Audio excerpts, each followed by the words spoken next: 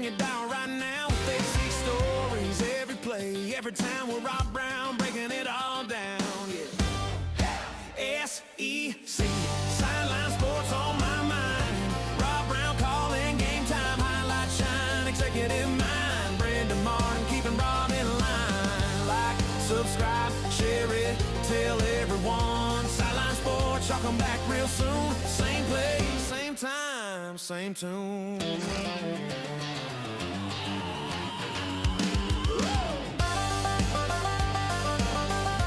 I love this. The boys, man. You gotta give them a name. I don't know what to name the band. We're gonna have a name the band competition. Yeah. We should call them the Rob Browns. No. The Ocala 5. Oh, I don't know about that. We're gonna have to get a little bit more. You're so regional, Rob. I'm taking major contracts here. How about the? They never leave.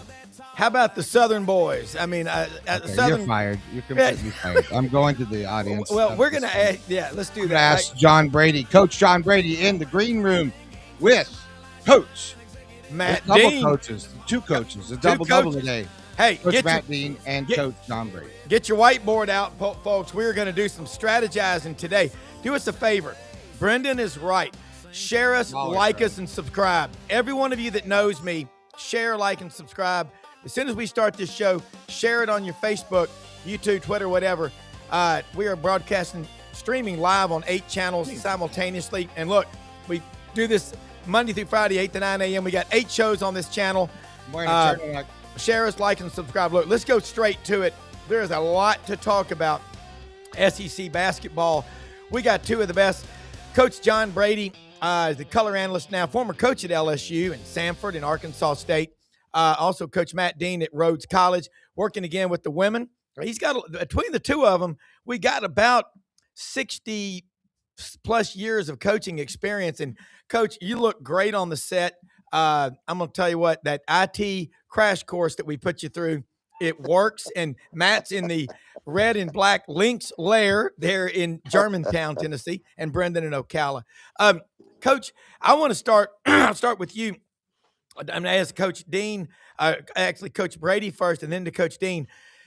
I don't understand how LSU's not good in everything. I said that before the show. They have the money, they have the fans, they have the passion, you have everything. Why is it so hard for LSU to get over the hump in the post-Will Wade era? Hell of a coach. We all know what happened, but damn, Mike McMahon has won everywhere he's been. What is it going to take for LSU to get over the hump? Well, this is my observation in a nutshell. Matt, I really like Matt, and he and I had some great conversations, and he knows exactly where he is in terms of being able to work at LSU next year. I don't think that staff is living in a dream world, but I think the biggest thing about LSU in terms of their basketball team since Matt's been there is in 4 years we haven't had an all-league player. And that's it in a nutshell. I mean, you can be the best coach in the country, but if you're going against some of these cats in the SEC and how good they are, and I've always said good coaching and good players make for really good teams, and we don't have the players to play a complete 40-minute game against some of the talent in this league. And I don't, and then I think it's an evaluation issue. You know, we're you know, it's like some of these teams that aren't very good, there's a lot of money on that bench that's not producing. Yeah. And that's when it gets really, really critical.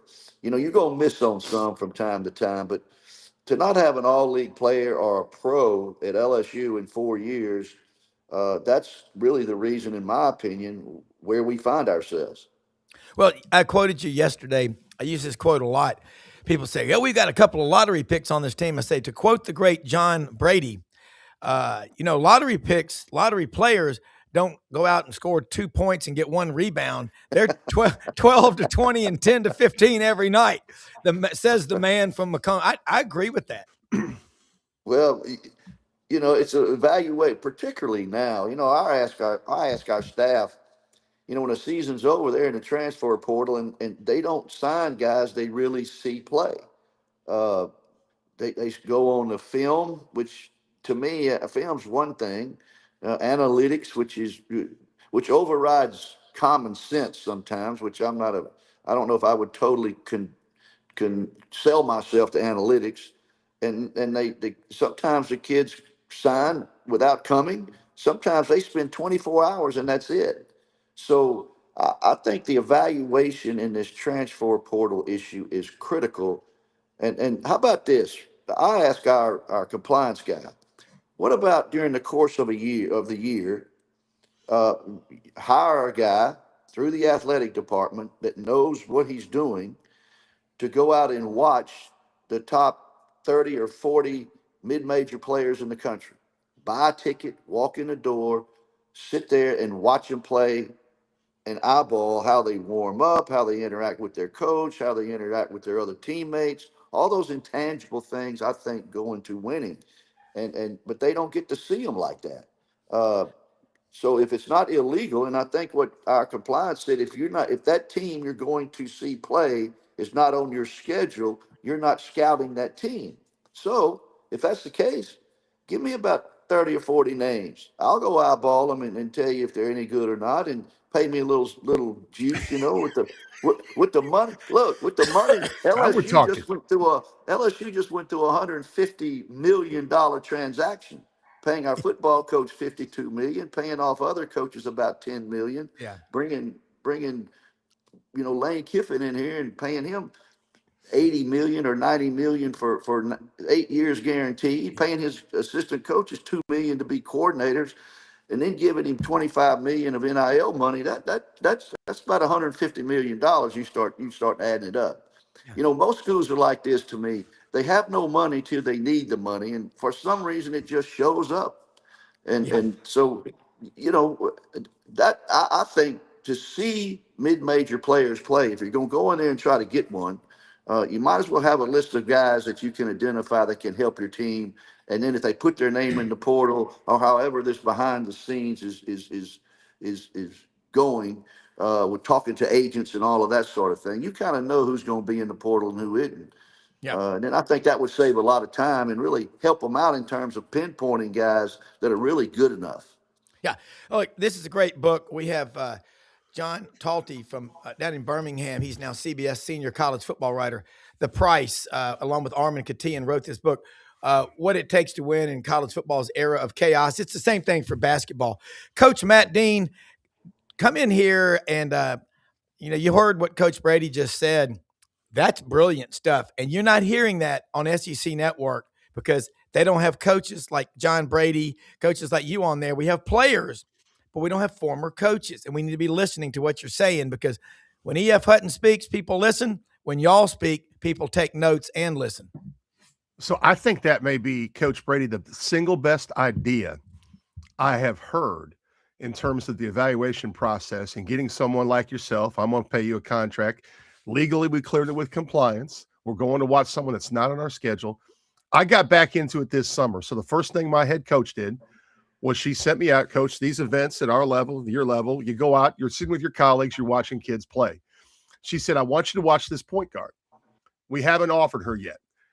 5 minutes later, I'm sitting with 3 different coaches in our league who's offered this kid. And I question back to my head coach is, why haven't you offered this kid? She can play for us right away. So whether I'm right or wrong is kind of indifferent. I think the evaluation process, you said it, Coach. I've been a much better coach the years I've had all league players, especially I've been able to coach 3 different players of the years in the league. And those teams won conference championships and played the NCAA tournament. Now, when I didn't have that, you know what, Coach? I didn't go to the NCAA tournament. It's just the bottom line. And, last week I was on this show and we were a little down on Stephen Pearl 2 weeks ago, right? He was 10-7. Well, look what. I'm going to tell you something, guys. Coach has done this at a much higher level than I have. I've got 237 career wins, but when I went from an assistant coach to a head coach, and I worked for a Hall of Fame coach, that first year was grueling. It's a transition. So he's won 4 in a row. They're 5-3 in the league now. I'm not saying they're going to make a deep run in the tournament, but you got to give him time. We got to get over the whole, whether it's a Nepo hire or whatever, that's irrelevant now. He's in the seat. I think he's going to be an elite recruiter. I'm from the state of Iowa. I remember when his dad was working with Dr. Tom Davis, when we made our run, his father was an elite coach and elite recruiter. So just going back to what Coach said, evaluation is everything, guys. And it's beauty in the eye of the beholder. If you see a player that fits your system, some people may not be on that kid, but if you have a vision for a player, I think that's part of being a really good coach is knowing who fits your system. I don't care if they're a 3-star coach. If I like that kid, I'm going to go after that kid. And I'll give you a great example. I was working for my boss. I love the player. I said, Coach, you got to go watch this point guard play from Christian Brothers High School. I'm not going to give up the name, Rob, but he ended up transferring this. He was there. The kid got a technical foul. He came back. Coach called me, said, we're done with the kid. I'm like, Coach, I love the kid, but he was really adamant that discipline, character, behavior mattered. And I think everyone has their set of standards, and you just got to hold to your guns. And Coach, you said it.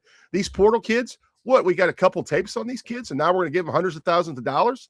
That's not a good recipe for success. Yeah. Coach, I mean, it's so true. Like yesterday, I'm telling you about a little duck hunting. I was laying on the blind, flat on my back. Ducks came in a couple of times. I was shooting under them. I moved, and my buddy Mark Ham, my wife's cousin, was with me, and he said, hey, even Michael Jordan has nights where he only scores 2 points. I'm like, well, am I the Michael Jordan of duck hunting? But I moved, took off my glasses, sat on the swamp stool, and then I started having success. Coach, both of y'all are so intellectually above what I have. Just keep talking. I mean, this is some of the best stuff I've heard in a long time. I like Michael Jordan. That is Michael Jordan. That's my friend, Michael MJ. Hey, Coach Dean, can you beat my CBC Bucks? Bring it back. I love that. I've done that twice in my career as a head women's coach at Rose College, MJ. We've done that twice. We're non-scholarship, 30 ACT average. They are at least 10 scholarships. I thought maybe 8 at the time. Yeah. So, yeah. That was done good. It twice. And look, Coach Brady, looking at the SEC this year, Bucky McMillan, man, Mountain Brook, what he did, you lived in Birmingham over on Lakeshore Drive for 8 years coaching Samford. What he did at Mountain Brook, was it 8 years? Well, let me see, 92, 6 years. Six. Okay. 6 years you lived in Birmingham. Dog years, that's 42, Rob. Yeah, in 42. Yeah, and I got to say, Bucky, I don't know if Bucky was he coaching or playing at Mountain Brook when you were there? Because he built that. Okay. Let me tell you about Bucky. Yeah. Bucky came to my camps at Stanford. He was in my camps. I've known Bucky since he was, 9th grade. Yeah. And he used to come to all our games when he was younger, and he wanted to come to Stanford. This is a true story. And I didn't think he was good enough. And he's got a great family. His mom and dad are terrific. Mm-hmm. And he went to play for Dwayne Rebold at Birmingham Southern and had a good career. Yeah. But he was he wanted to come to Stanford, and Bucky's he's special. Now he's extremely intelligent. He knows how to handle people and players. People really like him when they get to know him, and he's my vote right now for SEC Coach of the Year. Yeah. I mean, they were picked toward the bottom, and what he's done is incredible. And as he recruits, now he can evaluate for his system. You're talking about a guy who identifies players that plays in a system that he's going to promote. He can do that. And I feel like year in, year out, they're going to be in the top 4 or so in this league. And he'll have a chance to do something special there at Texas A&M. Will he be the Kurt Signetti of college basketball? Well, no, because I don't think so, because he's at A&M, and that's Indiana. A&M hasn't been the worst basketball team in the country. Right. Indiana's been the worst, and what they've done there in football has been incredibly crazy. So, but Bucky's going to be good, and he'll always be good. And he would when he was at Stanford as a head coach. They redid the whole arena. They took the old arena and kind of built it up and put a new student center in there. And they had me come over, and Bucky and I had a hard hat on, and we walked through the campus and walked through how it used to be when I was there, and they showed film of that and how it's going to be and all of that. And the ending of the thing was, Bucky looked at me and he says, Coach, when I was in high school, I watched every game, and I remember Brady ball at Stanford University. I said, yeah, Bucky, it used to be that way, but now we call it Bucky ball. So it was a pretty good little piece that we did. He's gonna be really good. That was a great hire, A&M.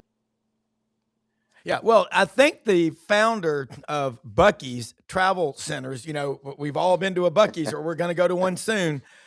Wait until some kind of NIL sponsorship comes along with Buc-ee's Ball. Is that coming? I mean, I just think it, but the guy is a basketball junkie, and basketball is such a cool sport. No matter where you are, it doesn't take as many as football does. But I love your take on the evaluation. Matt Dean, jump back in here. Folks, all of you watching, like us, share us, subscribe to us. Folks, like my friend Michael Jordan said, I'm the only MJ of duck hunting. You will never be. Well, that's right. I'm RB. But anyway, I love this take on evaluation, Matt. Both of y'all, when you all look at a player, it's so different than when the average Joe out there, looks at a player. What are 2 or 3 characteristics they've got to have, or you just fold the page? Well, one of the things I'll take a step further is I also, besides being an evaluator, I rely on my staff a lot. And I love all my assistants who's worked for me. I've had, coach in Memphis. I've had a lot of part-time people because we have a lot of former basketball people that live in the framework of Memphis, Tennessee. And if we're always on the same page on a kid and we feel the same way, I love that. Now, I respect devil advocacy. I want to know the honest opinion. If I watch a kid and you watch a kid, and you're the head coach and I'm an assistant, first of all, you got to like him for me to have a shot to get that kid in the program, right? But secondly, I don't want to be, if I'm on a staff, the only person on an island for a kid sometimes. That's what's hard. If you have 3 or 4 people on staff and there's a little disagreement, the head coach should win and will win. But going back to your initial point, Coach, right now, all it takes is 1 or 2 kids to change the whole landscape of the LSU program.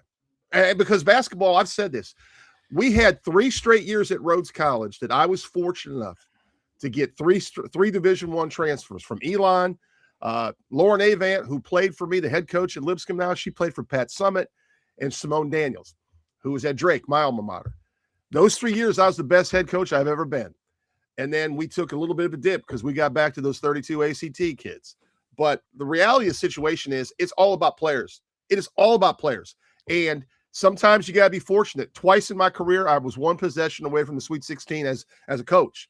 And I look back one time, Coach, we were down 16 early in the second half of a basketball game, had to use a timeout. Late in the game with 5 seconds to go, we get a deflection. We're getting ready to run a set side out of bounds play. The officials moves it to underneath out of bounds. So a different play, right? We had no timeouts. I couldn't stop play. If I could go back, I would have argued that call more vigorously and had my assistant group the players over and pick out an underneath out of bounds play. I just threw something out there. So we remember, I'm sure, Coach, you remember those possessions where it didn't go your way. And it's the staff. In my opinion, Rob, it's the staff that makes a really successful program. The head coach gets all the credit, but it's the staff. Yeah. Well, it's like Coach Brady. I want to ask you the demeanor. Yeah, both of y'all. You can't just lose it out there. And I notice some coaches don't call a lot of timeouts late in the game. Bruce Pearl lets the players. He goes, I'm not going to micromanage you. It's watching the staff on the sidelines and the demeanor, and listening to you call a game as color analyst on the LSU Basketball Network, Sports Network, is really cool. I think we need to have more coaches again on SEC Network, because you're not going to hear what we've just heard in the last 15 minutes ever. All right, Coach, I got some questions from some Mississippi State fans down in Coahoma County and Bolivar County, Mississippi. What about Chris Jans? I like this. One of them said, Coach, John, he said, you've got a job in Starkville lined up. Jans won't be around very long. Look, fans are rough, and you know what it's like to be on the other end of being a coach when you get criticism and all. But, the Hump is a tough place to play. It's a lot of tradition there. I'm a junkie I remember Big Mondays, Big East and Big 12 Monday night basketball. Watching, I love the Cat House at Villanova. 5,000 people sitting crisscross applesauce right there on the floor. Every time you go for a ball, you go into the crowd. Temple, John Chaney and his loving relationship with John Calipari, all that stuff I love. So, I'm sure they still are good friends. But talk about basketball, the state of college basketball in this country right now that you're seeing? Is the SEC up, down, and what's going on in Starkville? That's a lot. I just threw at you the all-you-can-eat buffet at Barnhill's Country Buffet. Oh my goodness. You there? Oh no. Well, we lost. I think my question was so long, I broke the internet. Coach, my question was so long, it broke the fiber. Okay, go ahead. I threw a lot at you, but let's talk about Mississippi State, what's going on there, and then the state of college basketball. Look at the SEC. Is it up or down? I think the SEC is not as good as it was a year ago. And I think that's why a lot of teams are winning on the road. 3 of the 4 won on the road last night. Last week, it was the same situation. We were the only team that couldn't win at Arkansas last week. So I think there's some good teams. I don't think there's a team that is hands down to go to the Final Four. I think they're going to have to experience some upsets. Florida's different than last year. They don't shoot it as well from the perimeter. Their inside game's really good. I could go down the list and give you the reasons why. But our game with Mississippi State last night, Mississippi State is shooting 23% from the three-point line so far in the SEC after 7 games. They came in here last night in the first half. They were 7 for 10 from the three. They were 11 for 21 for the game. I mean, just something they did. And I think a lot of, and we were favored to win the game by 7 or 7.5. So I think upsets happen when teams do something uncharacteristic of what they've normally done. I was hoping that through the course of the 40-minute game that Mississippi State would show up, and they really are. They're a poor three-point shooting team, but last night they just came out and just murdered us. They were up 23 at the half, and that's our team isn't built to come from behind like that. So that's why we lost the game like we did. But college basketball today, we could go on a seminar about everything. And I've said this before. Maybe I'm a sentimental guy. I don't know what I. Well, I am. I mean, I am all about history. I got into coaching because I wanted to win. Yeah. Hello? And Can go ahead. Yeah, go ahead. Go ahead. We got you. I got into coaching for different mistakes. Okay. We do as coaches, what the same. It's just win the game regardless of how. And if you win, it justifies whatever you did to win the game. And I think that's kind of where we are. Yeah. And Coach, we're losing the signal here a little bit, but I get exactly what you're saying. I like the comment from Michael Jordan. I love hearing more about what's behind evaluating talent. You can be the best player on the street, but poison on a team. Matt Dean, add to that. That's a great take. Well, and just like football, we talk about the quarterback, and in basketball, we talk about the point guard. The point guard essentially is your quarterback in basketball. And if you don't have a really good point guard that can manage you through some tough situations, especially on the road when the crowd's into it and you may be going through a down spurt, you have to have that point guard. I mean, you got to have everything. Don't get me wrong. Got to have bigs, got to have wings. And Coach just mentioned shooting. Those times when you face a team that's not very good from the three-point line, you may play some different coverages, a little zone action. And when they make 7 of 10, Coach, you're not going to win the game. That's just the bottom line. That's the ball. It's a game of shots. When you make shots as a basketball team, you play better. Yeah. And that's just always been the bottom line. Yeah. Coach, come back in here before you go. And we're working on this. Google Chrome, I think, is what helps. But anyway, I love your take on evaluating the talent. To kind of recap what you said earlier, you cannot go out and watch people. There's rules. I can't believe the NCAA is talking about enforcing rules, but yeah, it's like an arranged marriage, and it's hard to reminisce with people you met 5 minutes ago. I mean, it's, how do you do it? Well, just what I said in the opening thing, if you go, you can go watch teams play as long as they're not on your schedule. Now, if you happen to play them in the playoffs or the NCAA tournament, that's okay. But if a team is not on your schedule, you can go watch them play. That's what the LSU compliance guy were letting me know. Yeah. And Coach, we may have, I'm surprised there's even a compliance guy still around in a college athletic department. Coach, just come back when you can. But Brendan, if we've lost him, we lost him. We'll get him back on next week. But Matt, I can't imagine the questions the compliance officer is asked today. They used to be really the most powerful person in the athletic department. I don't think it's like that anymore. You know, you need to clip what he said earlier about that idea, because I think he had good internet at that point in time when he was staying there, because I really believe, Rob, that's a fascinating thought. And, you know, like that goes back to trusting your staff. Do you have someone that you could send out to those 30 or 40 players that you trust? Like, obviously, Coach has got a great background and probably a great relationship. And to send someone like Coach in there and watch these kids live, watch everything about them, I think that's invaluable. I think all you need to land is a few every year. You get 2 or 3 every year that can play. And that after 4 years, that's 8 to 12 pretty good ones. So you kind of lose those guys sometimes because of the NBA if they're really good. But I think that's a great idea, Coach. Yeah. Fantastic idea. Yeah. Well, I hope it would work. That's what I told him. But have somebody has evaluated players at a high level and they understand and they can see, Yeah. And Coach, I agree. You've got to be able to evaluate people. If you don't know the people that you're bringing on your team, it doesn't.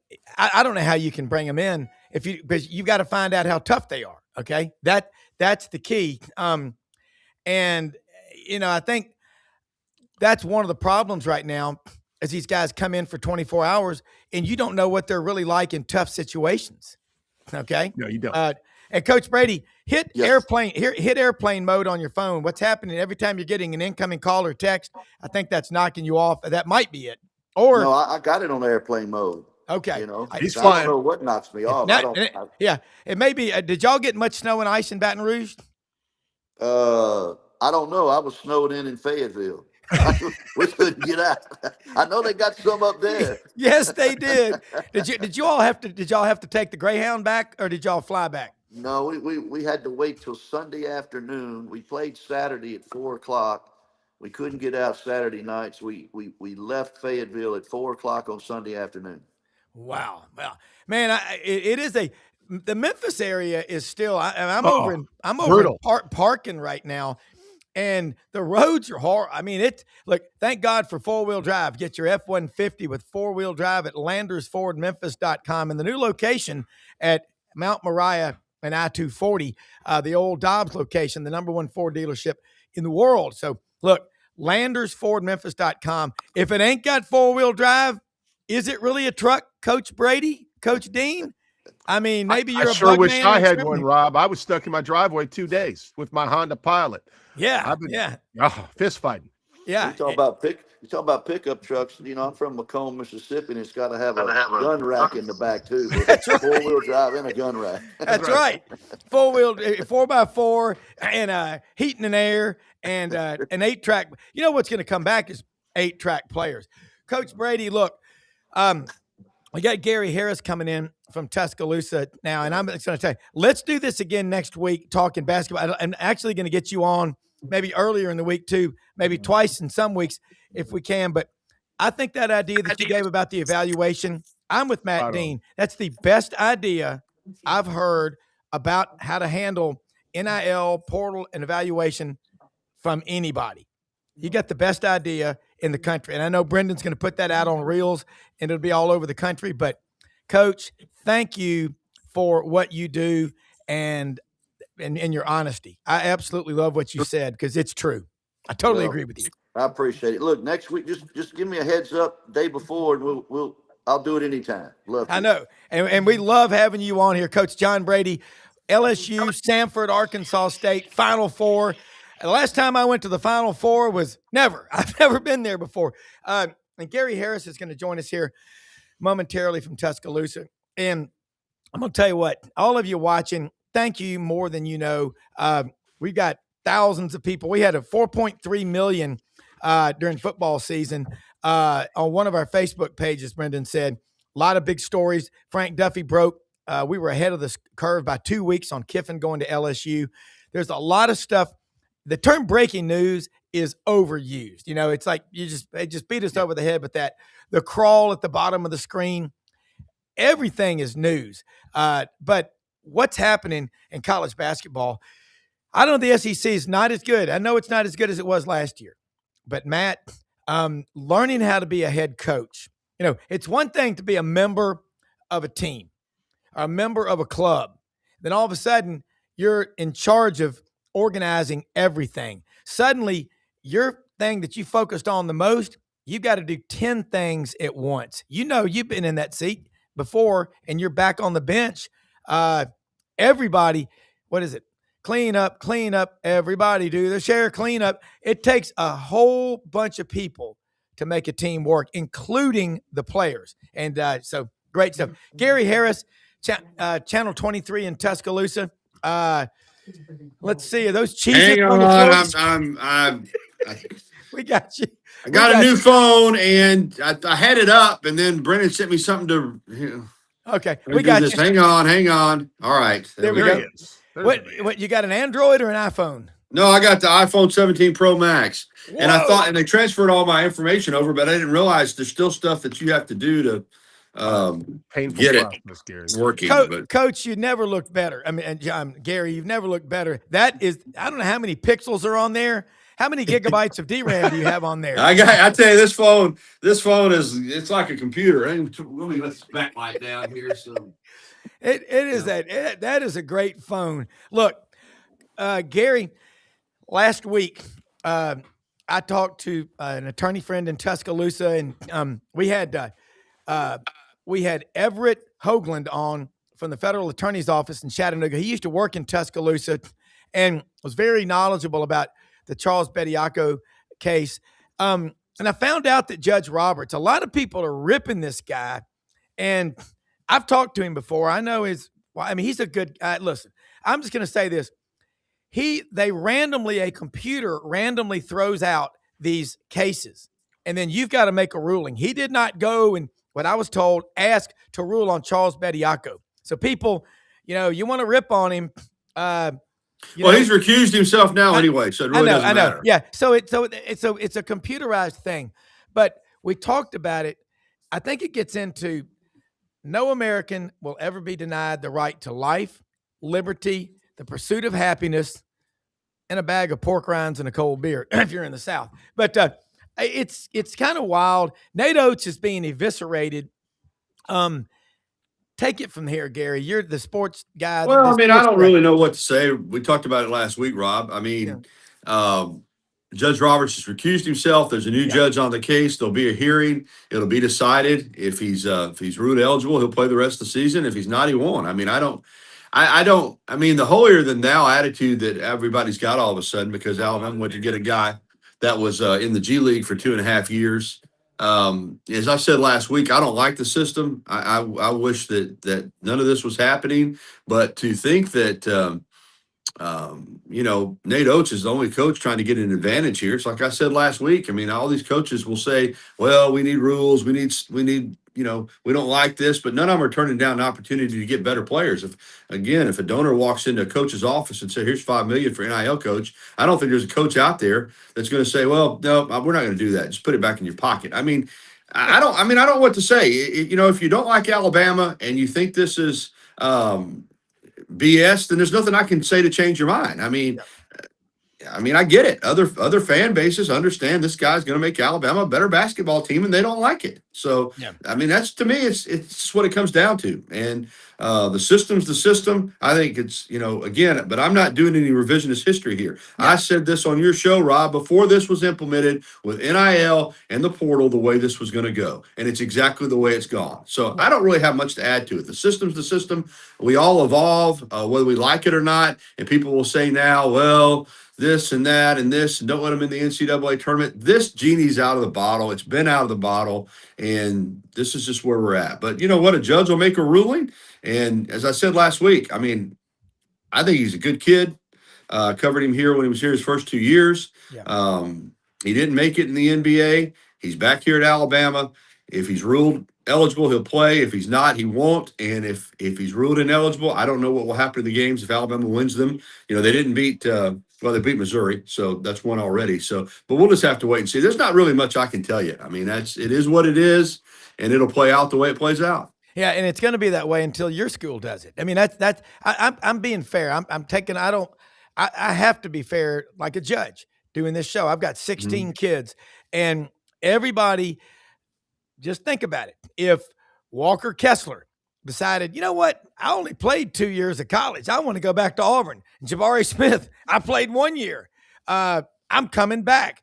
Anthony Davis, the unibrow. What if he wanted to go back to Kentucky right now? I mean, or LeBron. Yeah, there's a little bit of difference there. Charles Bediako never played in the NBA. Let's be clear on that. But at the same time, I have said that there's going to be a former NBA player. I mean, not a guy that was just on a G League roster. There's going to be a former NBA player that played in NBA games during the season that is going to say, hey, like what you just said, he washes out or whatever, or NFL first-round draft pick, that's coming. And maybe there'll be something in place before then that changes all this. Maybe this Bediako case will fire up enough people that now they'll try to put something in place. But I just don't see what you can do. I mean, the precedent's been set unless again, I'm not a politician or a lawyer, but unless somebody in Washington gets involved, or because every time one of these student athletes or former student athletes sues the NCAA, more than likely they're going to win because it's so vague and again, in fairness to the NCAA, I mean, I hear a lot of people now saying we talked about last week, the NCAA needs to do this, they need to do that. Well, they don't really much they can do anymore. I mean, they got their legs cut out from under them when the Supreme Court denied their motion, and they don't have a lot of power. And I guess they're trying to use what they can. I mean, I saw where, you got Jamarian Latham, football player here at Alabama, is about to get a 7th year, and I'm happy for him.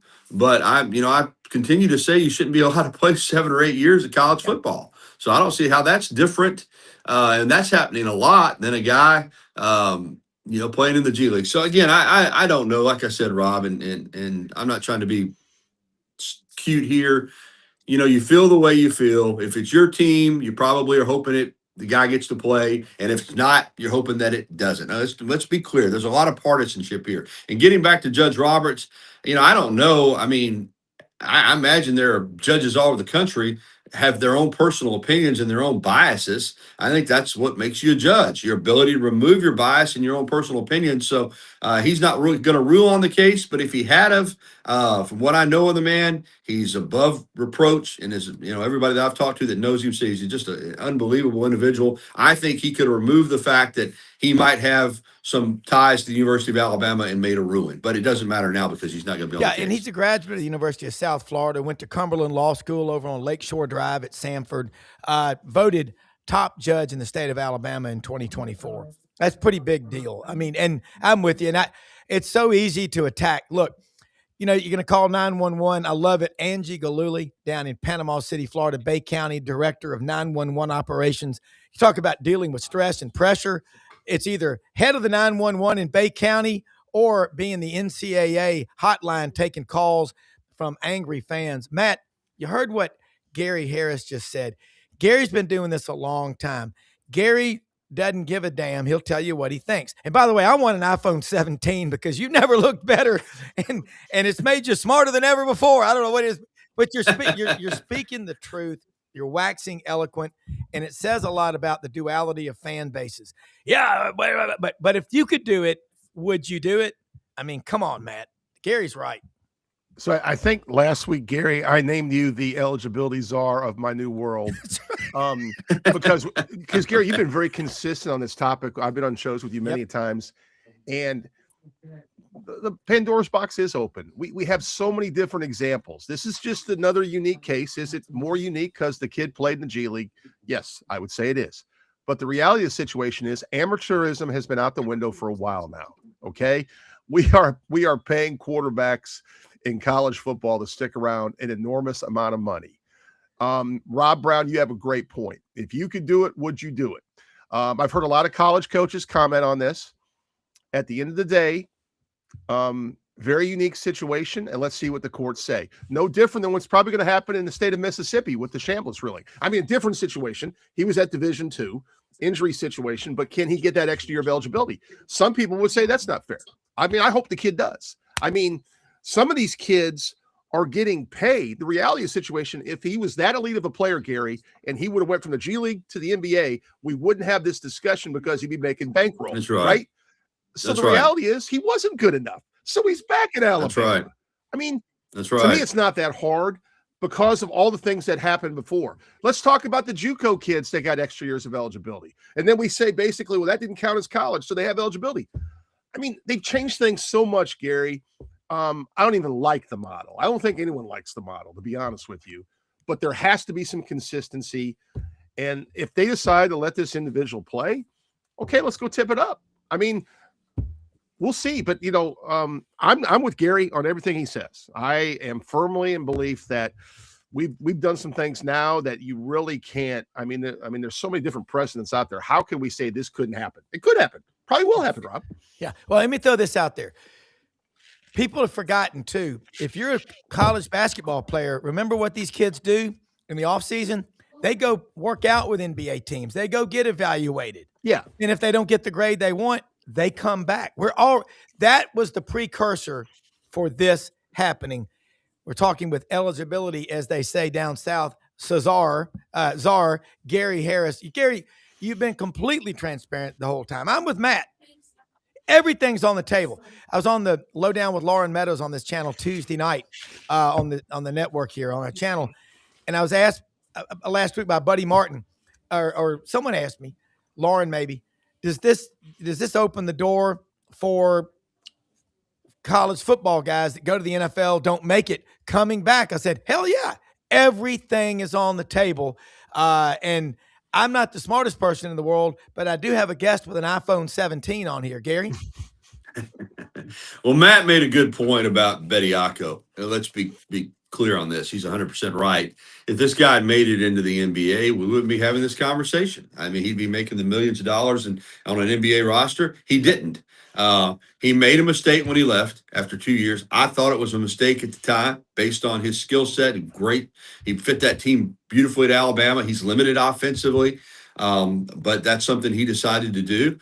But he didn't make it. And so I don't know what NBA G League guys make. It's a decent living, but, you know, he could probably make as much or more by coming back to Alabama, pursuing his degree, which he does not have. So I'm sure he contacted Coach Oates and said, listen, you know, I'd like to try to come back and play at Alabama if we can work it out. I'm not 2.5 years in here. I haven't made an NBA roster. So this is a case of a guy who left, regretted it, I'm sure. And but if he had made the league, you know, we wouldn't be having this conversation. So Matt's right. He's a really good college player. He can help Alabama. There's no doubt about it. I mean, I don't want to sit here and try to say they're better with Charles Bediako. That's clear. But it's not like he's a dominant guy that was playing, you know, in the NBA and averaging 15 points a game. So, you know, I mean, I think Todd Golden said it last week. We'll beat him with him, with or without Bediako. So I don't think coaches in the SEC are shaking in their shoes over Charles Bediako coming back. I think they're probably, when they look at Alabama, more concerned that if Alabama ever has a healthy roster for 2 games in a row, that's probably more important. But he'll make them better. But Rob and you know, it's just one of those deals where, again, it is what it is. The door was open. He walked through it, and now we'll see what happens. But there'll be more of this to come. There's no doubt about it. And again, and as Nate Oates said, in fairness, how's this different? You know, you penalize American players, but you'll bring in European players that have played 3 or 4 years of professional basketball. I mean, Auburn's got a 21-year-old freshman. That's a 3-year pro in Europe, and good for them.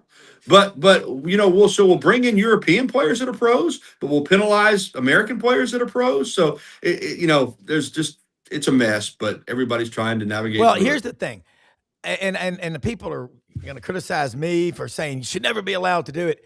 You got to try to be like a judge, and honestly, you have to listen to every side of the story. But y'all.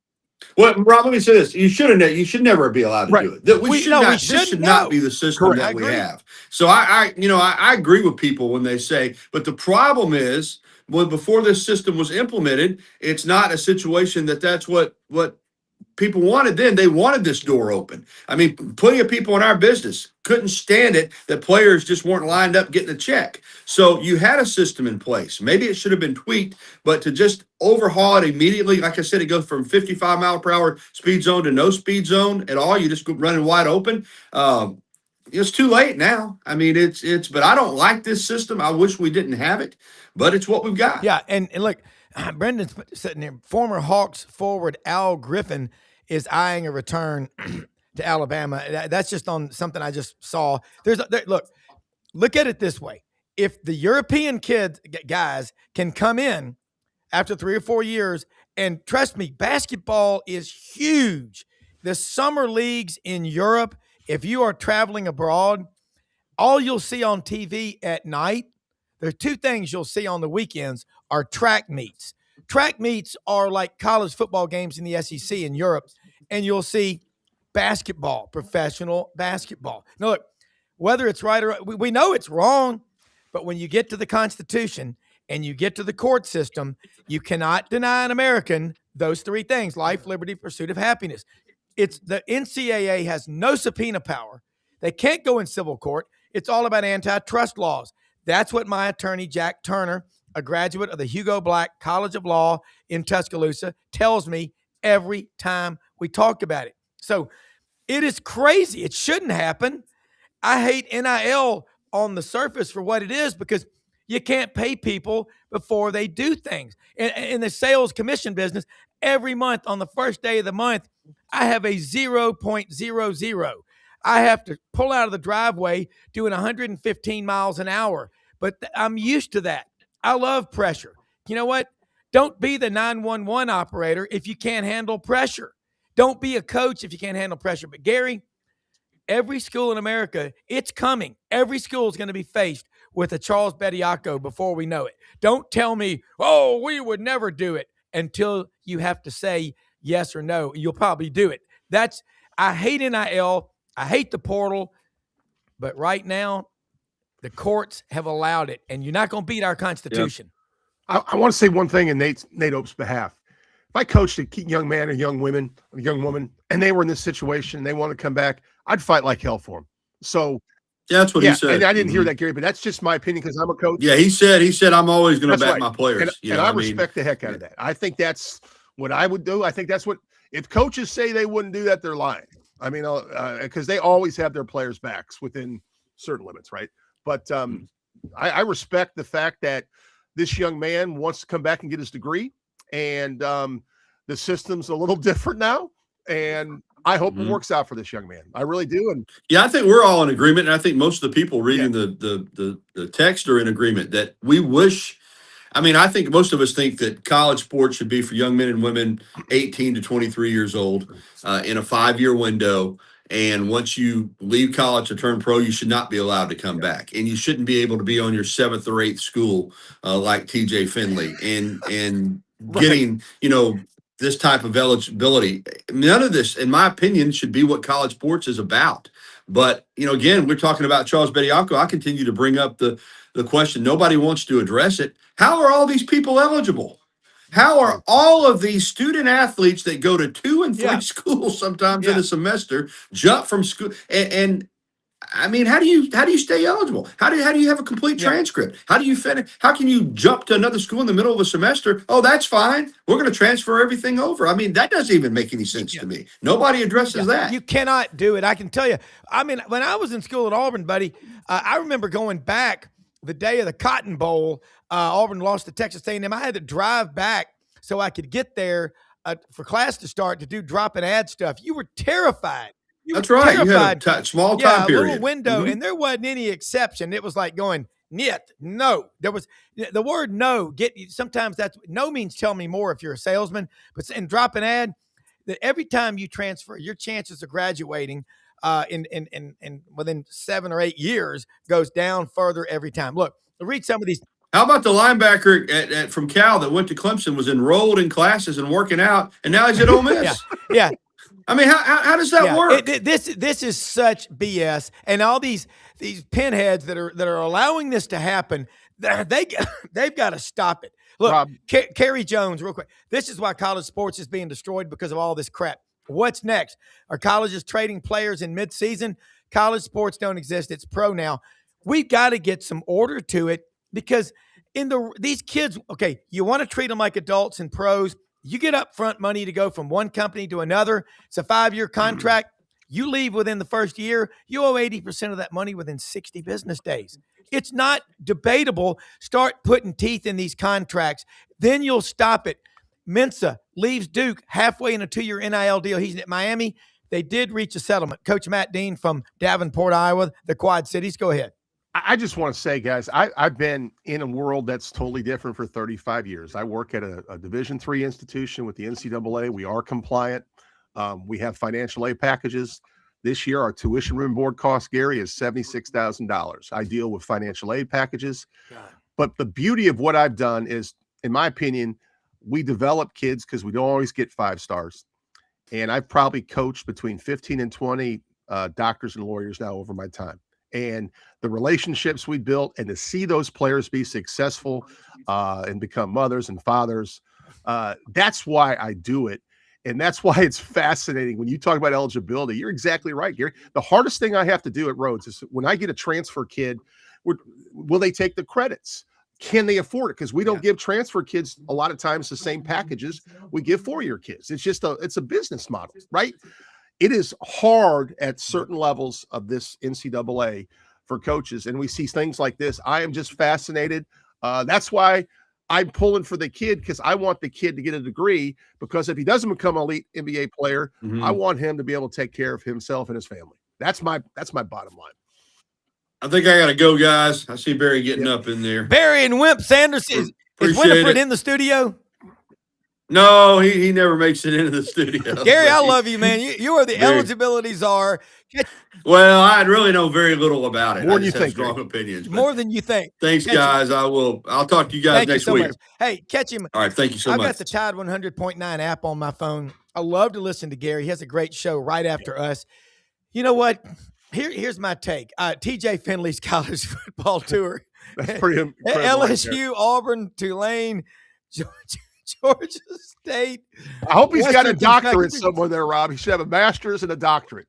He should have an undergrad, a master's, and a doctorate. If he goes one more year, it's 4 years undergrad, 4 years of medical school, 5 years of residency, 1 year fellowship.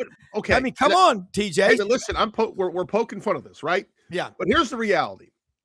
I've never met this young man, but I hope he's got multiple college degrees. I hope he's got paid. And I hope he lives a tremendous career, has a tremendous career, because honestly, they are working the system. That's the system we live in, Rob. And I think sometimes we get frustrated. We talk on this show a ton about we don't like it, but Rob, it's forever changed.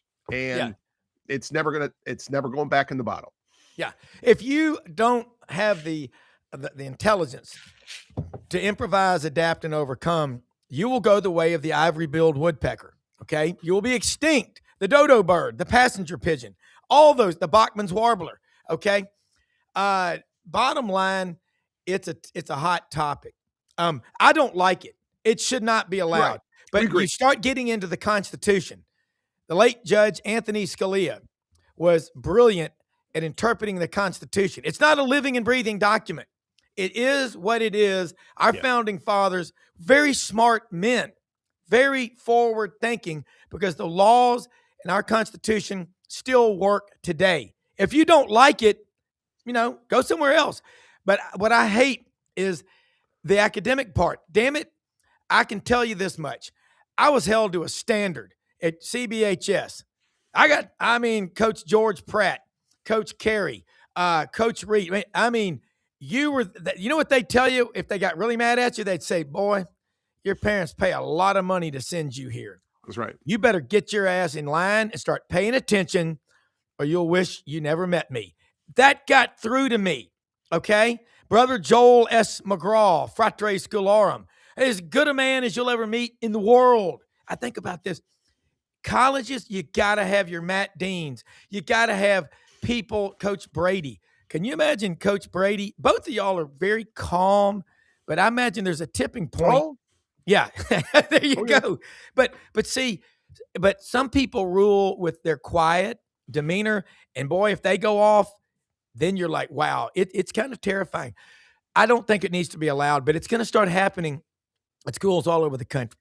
Somebody has got to put their big boy pants on and take a leadership role with the NCAA and act like a man and an alpha male culture rule. You've got anything goes. You cannot go along to get along and just acquiesce and capitulate all your life. You got to take a stand for something. I don't like it. It's not right, but it's happening. And all I've said is it's going to start happening, and every school is going to have to deal with this, because if it happened at Alabama and it happened at Baylor, it'll happen at every school in America. Don't tell me you're taking some moral high ground. Oh, we would never allow it.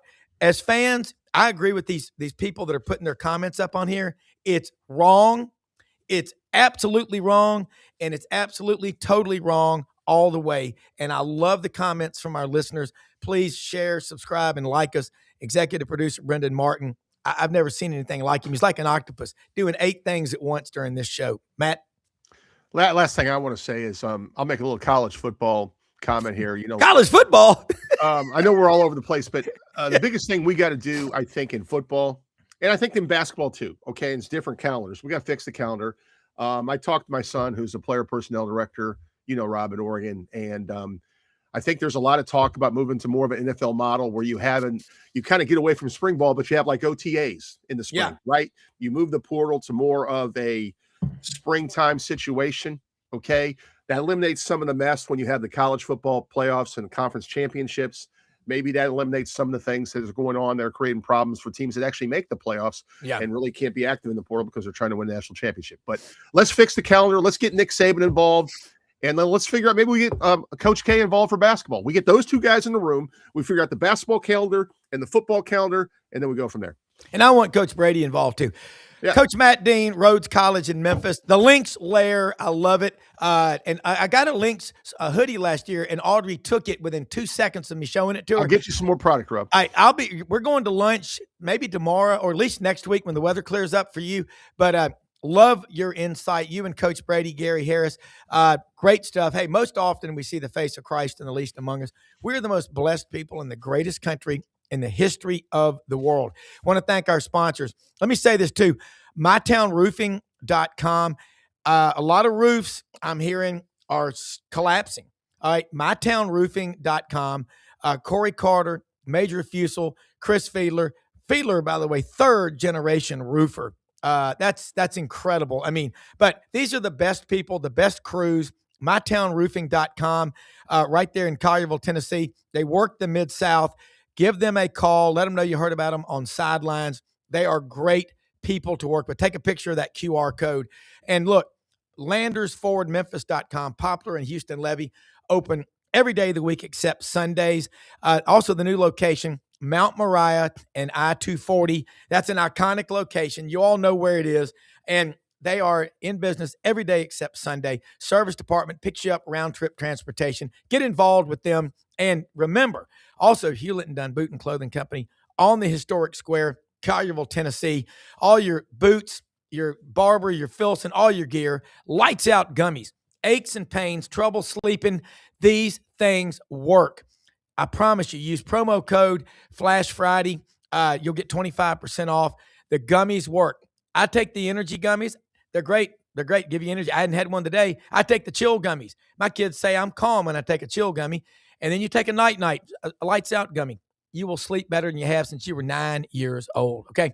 Again, Hewlett & Dunn open every day except Sunday. And Rumble Boxing Gym, Union and McLean, great people. Look, Tom Martin's Body Shop, Patterson, B.B. King, and Cervetti over there at Garage on Black Road in East Memphis. All sponsors of our show. We're blessed. We'll see you tomorrow. Thanks for watching. Be careful out there.